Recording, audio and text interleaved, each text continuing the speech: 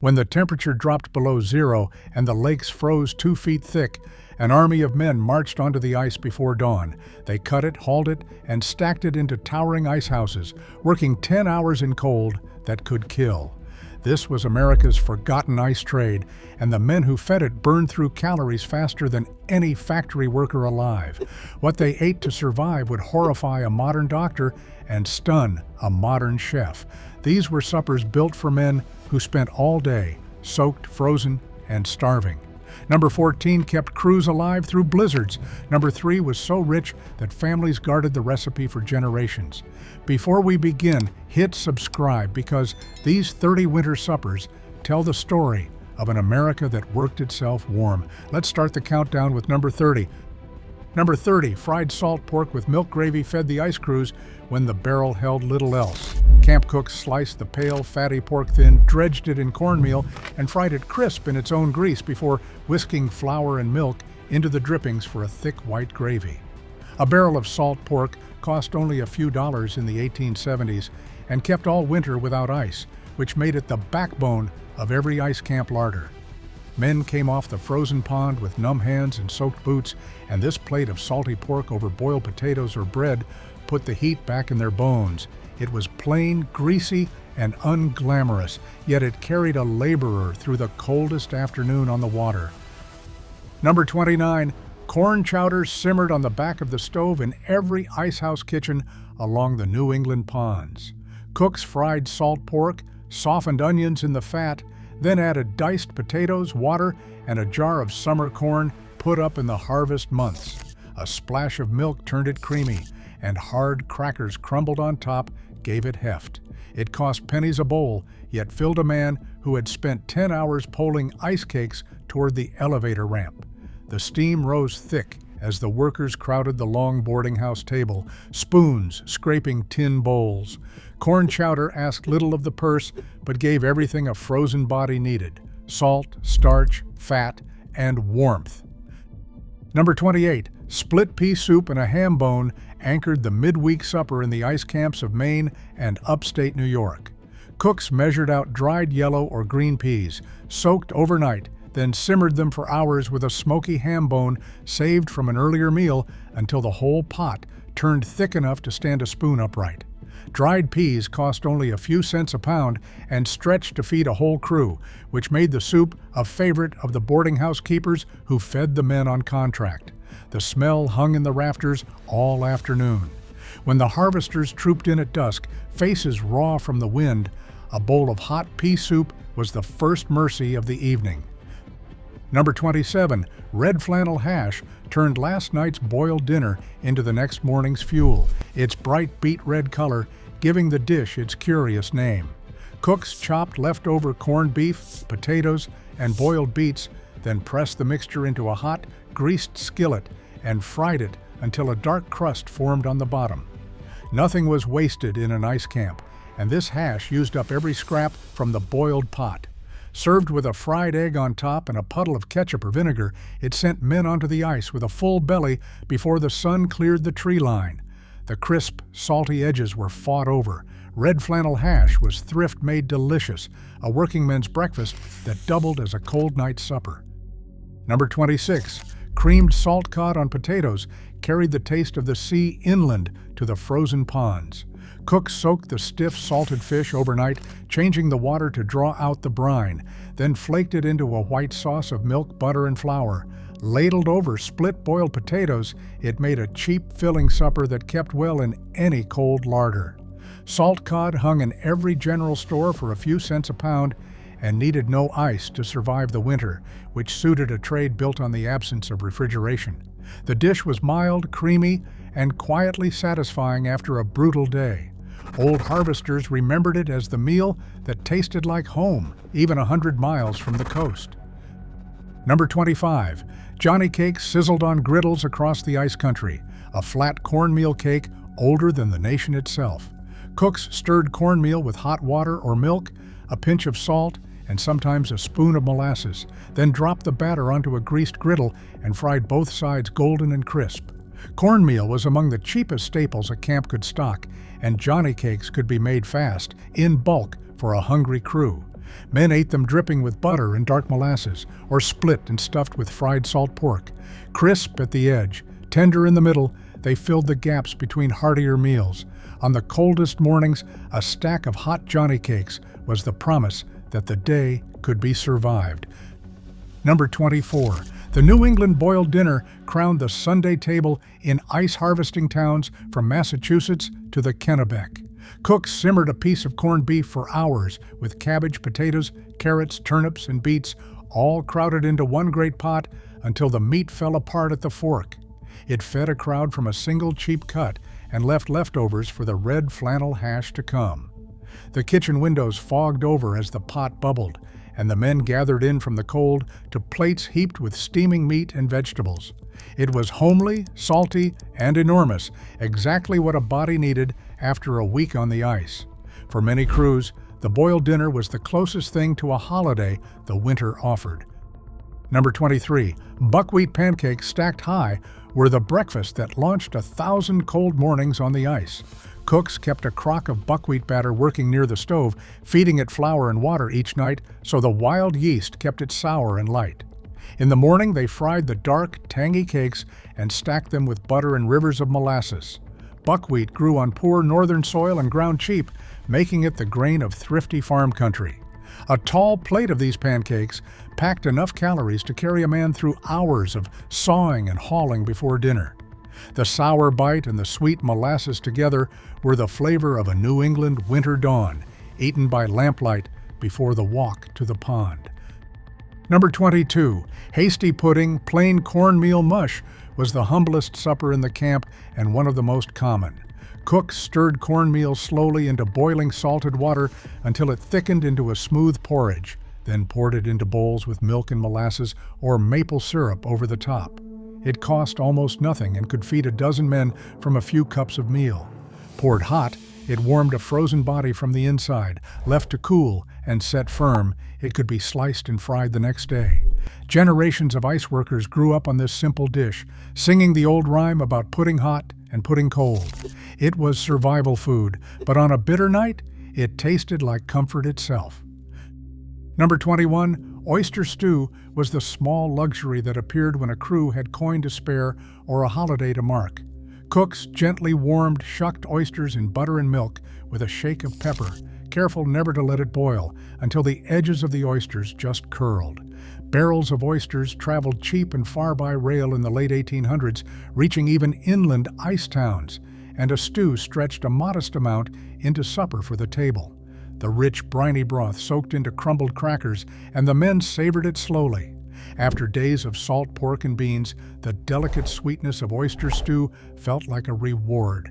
On Christmas Eve, many an ice camp made this the centerpiece of the night. Number 20. Codfish cakes crisped in the pan whenever leftover salt cod met leftover potato. Cooks mashed the soaked flaked fish with boiled potato, bound it with a beaten egg, shaped the mixture into patties, and fried them golden in hot pork fat. It was thrift turned into a treat, using up two cheap staples that both kept without ice. Served with baked beans on a Sunday morning or eaten cold from the hand at midday on the pond, the cakes traveled well and reheated easily. The crisp, salty crust and soft center made them a favorite of men who ate on the move. In many ice towns, codfish cakes and beans were as fixed a ritual as the frozen pond itself. Number 19. Fried cornmeal mush gave last night's hasty pudding a second, better life. Cooks poured leftover mush into a pan to set overnight. Then, in the morning, sliced the firm block into slabs and fried them crisp in pork fat until the edges turned deep gold. Drenched in molasses or maple syrup, the crunchy slices made a filling breakfast that cost nothing but the grease. Nothing was ever thrown out in an ice camp kitchen, and this dish proved how far a few cents of cornmeal could stretch. Men wrapped extra slices to carry onto the ice for a mid-morning bite. Crisp outside, creamy within, fried mush was proof that a poor supper could become a fine breakfast with only a hot skillet. Number 18. Boiled cabbage and pork filled the great iron pots on the leanest weeknights. Cooks simmered a chunk of cheap salt pork or a ham hock with a whole cabbage cut in wedges, a few potatoes, and an onion until everything turned soft and the broth ran smoky and rich. Cabbage stored for months in a root cellar and cost next to nothing, making it a winter mainstay long after fresh greens had vanished. The smell divided the boarding house, but the men ate it gladly, mopping the pot liquor with bread. It was heavy, humble food that stuck to the ribs through a long, cold night. For crews far from town, boiled cabbage and pork was the reliable supper that never failed to appear. Number 17, beef stew with suet dumplings was the deep winter workhorse of the ice camps. Cooks browned cheap chuck or shin, then simmered it for hours with onions, carrots, potatoes, and turnips until the tough meat surrendered. Near the end, they dropped spoonfuls of suet dough onto the bubbling surface, clapped the lid down, and let the dumplings swell light and fluffy in the steam. Tough cuts cost a fraction of a proper roast, and hours on the stove made them tender and rich. The dumplings stretched the meal to feed every hungry man at the table. When the harvesters came in stamping snow from their boots, a ladle of steaming stew with a puffed dumpling on top was the reward they had worked all day for. Number 16, baked Hubbard squash brought a rare sweetness to the winter plate from the depths of the root cellar. Cooks split the huge hard-shelled squash, scooped the seeds, and baked the halves until the dense orange flesh went soft, then mashed it with butter, salt, and a little molasses or maple. A single Hubbard could feed a whole crew and kept for months in a cold cellar without spoiling. The bright, sweet flesh was a welcome change from endless salt pork and potatoes. Set beside a roast or piled next to beans, it added color and comfort to the table. Old icemen remembered the squash as the taste of a farm's summer stored up and served back to them in the dead of winter. Number 15. Donuts, or fried cakes as the old crews called them, came out of the fat by the dozen on baking day. Cooks rolled a spiced dough of flour, sugar, egg, and buttermilk, cut it into rings, and dropped them into a kettle of hot lard until they puffed and browned. Sugar and lard were cheap enough to keep a crockful through the season. The men carried the fried cakes onto the ice in their coat pockets, eating them frozen or thawed at mid-morning with a tin cup of coffee. Dense, sweet, and rich with fat, a donut delivered the quick calories a laborer burned in the cold. On the pond, a pocketful of fried cakes was as good as money. Number 14, bean porridge, frozen solid and carried onto the ice, kept crews alive through blizzards when no fire could be lit outdoors. Cooks boiled beans with a hunk of salt pork and hominy into a thick porridge, then poured the leftovers into wooden bowls and set them outside to freeze into hard cakes. A man would loop a string through a frozen cake, hang it from his belt, and gnaw or thaw it at midday miles out on the pond. The old rhyme, bean porridge hot, bean porridge cold, bean porridge in the pot, 9 days old, was born of exactly this thrift. It never spoiled in the cold, traveled anywhere, and packed the fuel of a full meal. For the working harvester, frozen bean porridge was survival you could carry. Number 13, venison and rabbit stew put wild game on the table when a lucky shot or a set snare added to the larder. Cooks browned the lean meat, then simmered it long and slow with onions, potatoes, and root vegetables to coax tenderness from the tough muscle and stretch it across the crew. Game cost nothing but the powder and the patience, and the woods around the frozen ponds were full of deer and hare in winter. The rich, dark broth thickened with a little flour and warmed a body to the core. For farm crews working the ice between chores, hunting filled the pot when cash was short. A stew of venison or rabbit was the reward of the land itself, shared around the long table. Number 12, ham and dried beans simmered slow on the days a crew wanted something richer than plain pork and beans. Cooks soaked navy or kidney beans overnight, then cooked them for hours with a meaty ham bone, an onion, and a spoon of molasses until the beans turned creamy and the broth ran thick and smoky. Dried beans and a saved ham bone cost little, yet delivered the protein a laborer's body craved after hours in the cold. The pot could feed a dozen men and taste even better reheated the next day. Served with thick bread to soak the juices, it was honest, heavy food. In ice country, A bean pot working on the back of the stove meant nobody would leave the table hungry. Number 11. Chicken pie was the treat that marked a good week or a Sunday worth celebrating. Cooks stewed an old hen too tired to lay, then packed the tender meat and gravy under a thick blanket of biscuit or pastry crust, and baked it until the top turned golden and the filling bubbled through the vents. A spent hen cost nothing on a farm, and the pie stretched one bird to feed the whole crew. When the crust was broken at the table, the savory steam rose, and the men leaned in. After endless salt pork, the taste of real poultry felt like abundance. In the ice towns, a chicken pie on the table was the sign that this supper at least was something special. Number 10. Dried apple pie brought the orchard summer back to the winter table long after the fresh fruit was gone. Cooks soaked rings of dried apple until they plumped, sweetened them with sugar and cinnamon, and sealed them in a lard crust before baking the pie golden and fragrant. Every farm dried bushels of apples in the fall, so the fruit cost nothing but the work of the harvest. Pie was the dessert the men waited for, a wedge of sweetness at the end of a punishing day. The smell of baking apple and cinnamon filled the boarding house and lifted every tired spirit in the room.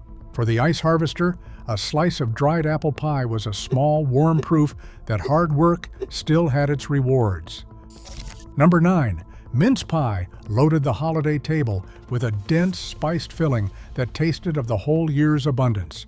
Cooks mixed chopped suet, dried fruit, apples, spices, and often a little chopped meat into a rich mincemeat that was packed into a double crust and baked until the kitchen smelled of Christmas. Mincemeat was put up in crocks in the fall and kept all winter in the cold, ready for the season's feasts.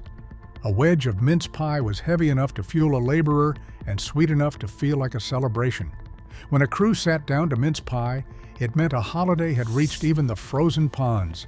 Rich, fragrant, and generous, it was the pie that turned a cold December supper into a feast. Number 8. Gingerbread and molasses cake filled the baking pans on the days a cook found time for something sweet and keeping. A batter of flour, dark molasses, ginger, and a little fat baked into a dense, moist cake that stayed good for days and traveled well onto the ice. Molasses was the cheap sweetener of the working North, hauled by the barrel and poured into nearly everything. A square of gingerbread in a coat pocket was a warm bite of energy on a frozen afternoon. The deep, spicy sweetness cut through the gray monotony of a winter of salt pork and beans. For the ice crews, molasses cake was the everyday treat that asked little and gave a small, dark spark of joy to a hard day. Number 7. Rice pudding baked slow in the oven, turning a handful of cheap rice into a creamy, comforting dessert. Cooks stirred rice with milk, sugar, and egg, and a dusting of nutmeg, then let it bake for hours until a golden skin formed over the soft, sweet pudding beneath. Rice and milk cost little, and the long, gentle baking used the warmth of the stove that was already burning against the cold. The men argued over the caramelized skin on top, the prized layer of any pan. Served warm on a bitter night, rice pudding soothed a body worn down by the ice. It was plain and humble, yet its quiet sweetness made it one of the most loved endings to a hard winter's supper. Number 6. Apple pandowdy was the deep dish comfort that turned cellar apples and stale bread into a bubbling, syrupy dessert. Cooks layered sliced apples with molasses and spice, covered them with a rough crust or bread, and baked it until the top browned, then dowdied it, breaking the crust down into the sweet fruit so the syrup soaked through. Apples and molasses cost almost nothing, and the dish stretched to fill a whole crew. It came to the table hot, sticky, and fragrant with cinnamon, a rustic cousin of the finer pies. Old icemen remembered the pandowdy as the cook's answer to a long, mean week, a big pan of warm sweetness set down among the tired faces to make the cold feel further away. Number 5. Suet plum pudding steamed for hours on the great winter holidays, the richest dessert an ice camp ever saw.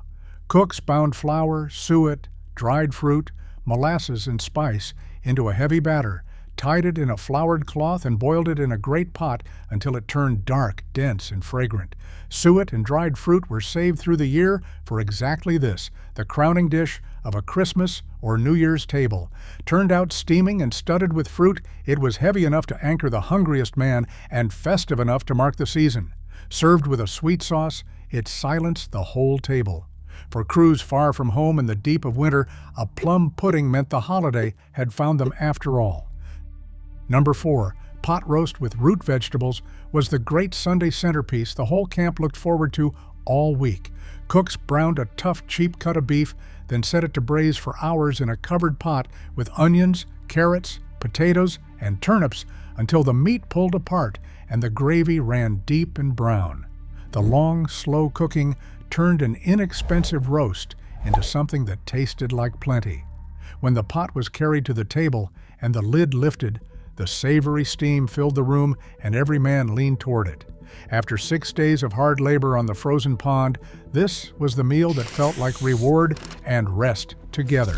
In the ice towns, Sunday pot roast was the taste of the week's one true pause. Number 3. Indian pudding was the slow-baked masterpiece so rich that families guarded their recipes for generations. Cooks whisked cornmeal into scalded milk, then stirred in molasses, butter, eggs, and warming spices before baking the pudding low and slow for hours until it set into a dark, custardy sweetness. Cornmeal and molasses were the cheapest things in the pantry, yet time and care transformed them into a dessert fit for the finest table. The pudding emerged from the oven fragrant with ginger and cinnamon, its top just crusted, its center soft as velvet. Served hot with a spoon of cream, it was the deepest comfort a cold night could offer. For the ice harvesters, Indian pudding was proof that the humblest grain, given patience, could become something close to magnificent. Number 2, hot buttered rum and mulled cider were the drinks that closed the cold out at the end of the longest days. Cooks heated cider with cinnamon and cloves until the kitchen smelled of autumn, or stirred a spoon of butter and sugar into rum and topped it with boiling water for a rich, steaming cup. Cider was pressed by the barrel every fall and cost a farm nothing, and a warm mug of it thawed a frozen man faster than any fire. Cradled in raw, chapped hands, the hot drink was the first small mercy after hours on the ice. The steam rose, the spices bloomed, and the ache of the cold began to fade. For the harvester, a hot mug at day's end was the quiet reward that made the work bearable. And finally, in first place, Saturday night baked beans with Boston brown bread crowned the Ice Country Week as the ultimate ritual of the working North. Cooks soaked navy beans, layered them with salt pork and molasses in a heavy earthen pot, and baked them low in the oven all day Saturday until the beans turned soft, dark, and sweet. Alongside them came steamed brown bread of cornmeal, rye, and molasses, dense and moist, cut into thick rounds. Beans and molasses cost pennies, yet delivered a whole week's comfort in a single pot. The dish baked all day so no work was needed on the Sabbath, filling the house with a sweet, smoky smell that drew the men in from the frozen pond. When the pot was lifted from the oven and the brown bread sliced, the whole camp gathered close. This was more than supper. It was the reward at the end of a brutal week, the warm, sweet heart of an American winter that men worked themselves half to death to earn. Across all 30 suppers, from the plain fried salt pork that opened our list to the Saturday night baked beans crowning the top, these winter meals tell the story of a forgotten American trade and the men who fed it. They worked in cold that could kill, hauling ice from frozen lakes so the rest of the country could keep its food fresh, and they burned through calories no modern worker could match. Every dish here was built to answer that hunger, stretching cheap cornmeal, salt pork, molasses, and beans into food heavy enough to carry a body through the coldest afternoon. The ice trade melted away when machines learned to make cold on their own, and these suppers faded with it. But they were once the fuel of a hardy people who worked themselves warm. Which one would you have wanted after a day on the ice? Tell me in the comments.